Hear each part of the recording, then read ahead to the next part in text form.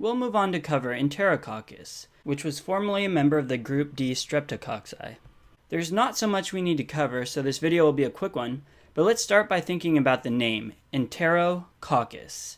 Entero clues us in that it inhabits our intestinal tract, and coccus is especially important to pay attention to so that you don't inadvertently confuse Enterococcus, the gram-positive cocci, with a completely different bacteria, Enterobacter, which is a gram-negative rod. I've done it a few too many times. So to make sure that you don't confuse the two, we'll base the whole scene around coccus and title it Protest at the Caucus. A little play on words there. So here it is. Here's the protest in front of the caucus, specifically the California caucus. Before I talk about why it's a California caucus, let's draw this dude standing alone out in front of the crowd holding a sign. There are two species in the Enterococcus genus that we should know. There's E. faecalis and E. faecium. Faecalis is represented by the mass of people underneath the California caucus sign. Faecium is represented by the protester in the foreground holding the sign that says Stop the Fees. Fees for faecium, and California for faecalis. Since there are so many more people in faecalis and fewer people in faecium, you'll remember that faecalis is more common. So faecium occurs less often, but it's kind of a superbug that causes more serious problems. So we've made the protester in the foreground a little buffer to remind you that faecium is more dangerous. But both Enterococci are pretty tough cookies. They're able to grow in mediums of up to 6.5% sodium chloride.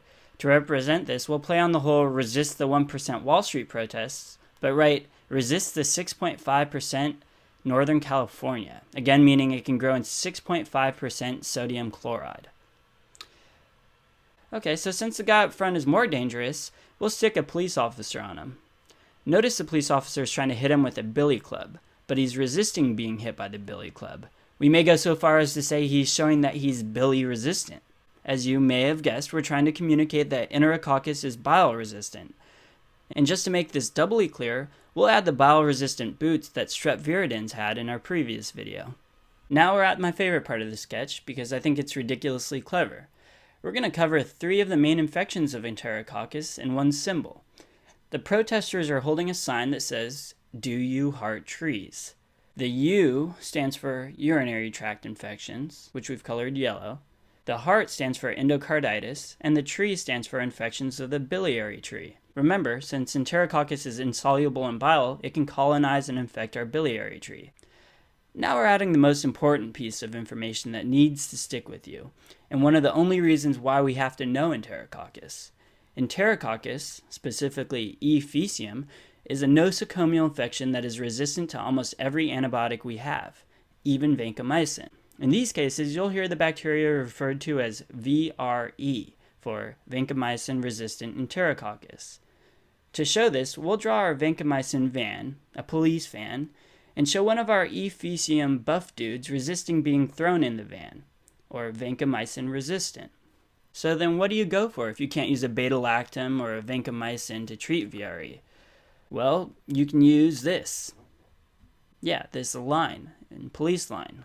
Well, line stands for linezolid, a very expensive big gun IV antibiotic. Alternatively, you can use another expensive big gun antibiotic, tigecycline, which we'll represent by painting the next section of the police line with tiger stripes. So treat it with either tigecycline or linezolid. And that's it. A perfect level of detail that you should know for Enterococcus.